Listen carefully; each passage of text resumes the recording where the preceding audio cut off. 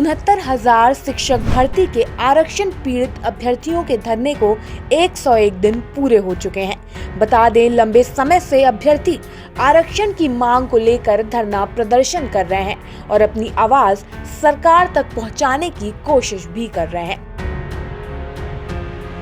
इसके साथ ही आपको बता दें कि पहले मुख्यमंत्री योगी आदित्यनाथ के ट्विटर हैंडल से 7 दिन का समय अभ्यर्थियों को दिया गया था कि 7 दिनों में इनके मामले पर कार्रवाई हो जाएगी या शुरू हो जाएगी, लेकिन उसके बाद आश्वासन पे आश्वासन मिलते गए, लेकिन अभी तक अभ्यर्थियों का मामला जस का तस है। बता दें, इतने लंबे समय से अभ्यर्थी संघर्ष कर रहे हैं और अभी तक इनकी मांगों पर कोई कार्रवाई नहीं हुई है।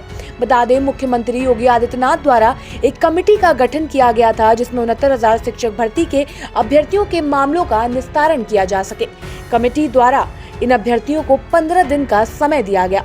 15 दिन से ज्यादा का समय अब हो चुका है, लेकिन अभी तक कमेटी किसी भी नतीजे पर नहीं पहुंच पाई है, बल्कि कमेटी अब भी आगे और समय अभ्यर्थियों से मांग रही है, जिसके बाद अब अभ्यर्थियों का कहना है कि अब इस तरीके से मामले में टालमटोल हो रहा है। जिस तरीके से अभ्यर्थियों ने 6 सितंबर को महा आंदोलन किया था, उसी तरीके से अब अभ्यर्थियों ने ये जता दिया है कि आने वाले समय में वो कुछ दिन और इंतजार करेंगे और अगर उनकी मांगे जल्द से जल्द पूरी नहीं की गई तो उत्तर प्रदेश के 75 जिलों से एक अभ्यर्थियों का बड़ा जत्था राजधानी लखनऊ के सड़कों पर देखने को मिलेगा। मैं यही बताना चाहता हूं, जो इस तरह से मनमानी वो कर रहे हैं, ये उनका हट है और उनका हट ही उनको एक दिन लेके डूबेगा और वो दिन दूर नहीं है। 2022 आने वाली है। हमारे हक और अधिकारों पे जो उन्होंने डाका डाला है, उस डाके के जो इल्ज़ाम में जो हम उनको उनकी सत्ता, उनकी गद्दी छीन कर वो जो देंगे वो उनको खुद पता चलेगा कि हाँ, आखिर हम लोगों ने इनका हक मार के कितना बड़ा गुनाह किया था।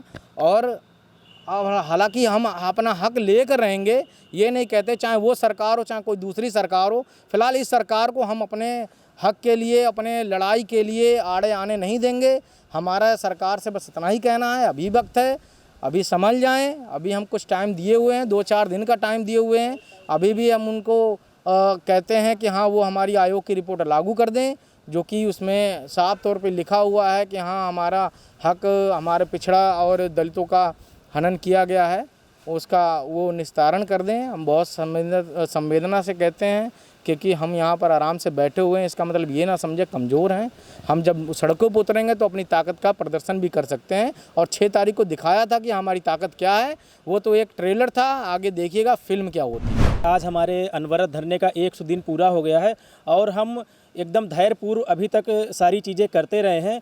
और सरकार से हमें बहुत आशाएं थी कि ये बनाए हुए हैं ओबीसी के लिए या एससी जो आरक्षित परिवार हैं उनके लिए पिछड़ा वर्ग आयोग, और उस आयोग से हम जब न्याय ले आते हैं, अपने मतलब हक में मामला आ जाता है, तो अब वो उस मामले को निस्तारित करने की जगह बार बार मीटिंगें करते हैं। जब हम लोगों का महाधरना होता है तभी ये मीटिंगें होती हैं और फिर मामले में दे दिया जाता है एक टाइम, और उस टाइम के बाद फिर हमको कभी न्याय नहीं मिलता। लेकिन हमें सरकार से एक आखिरी उम्मीद है कि वो हम लोगों को न्याय दे दे, क्योंकि हम, कोई भी व्यक्ति होगा या कोई भी इंसान है, एक धैर्य की सीमा होती है। उस धैर्य के बाद फिर वो एकदम बागी हो जाता है। फिर बागी बन जाएंगे तो फिर बहुत बुरा होगा सरकार के लिए भी, और हम नहीं चाहते हैं कि मतलब हम ऐसा कुछ काम करें। मैं अपने बाबा जी से निवेदन करना चाहता हूं कि आप एक संत हैं और संत का काम होता है धर्म की रक्षा करना। आपकी सरकार में अधर्म हुआ है और हम ओबीसी एससी वालों के साथ में बहुत बड़ा गुनाह हुआ है। बाबा जी से निवेदन है कि इस पर हमारा ध्यान दें और हमारा मामले का निस्तारण करें। कि आज हम लोगों के धरने का 101 दिन हो गया है, लेकिन हम लोग आराम से शांति से सरकार के अगले कदम का इंतज़ार कर रहे हैं, क्योंकि हमें सरकार पे भरोसा है।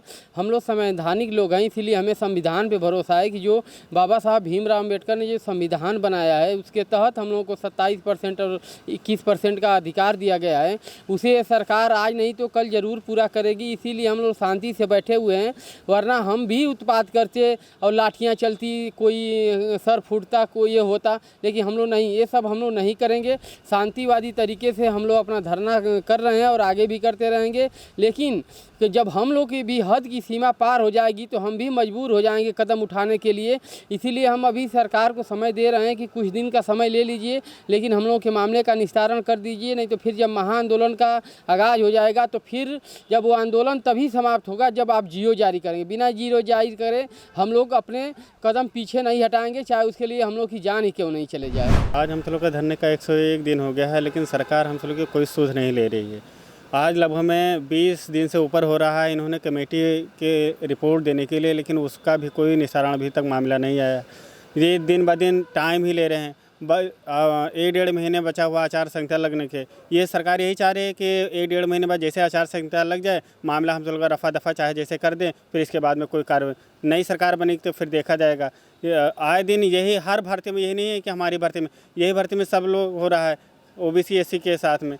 तो हम सब लोग का अगर ये सरकार ये नहीं मान रही है 1-2 दिन में, तो हम सब लोग कॉन्फ्रेंस के तहत बता देंगे कि किस तारीख में हम सब बड़ा आंदोलन करने वाले हैं, और उसी के तहत जो हो सकता है हम सब लोग बड़ा से बड़ा आंदोलन करेंगे।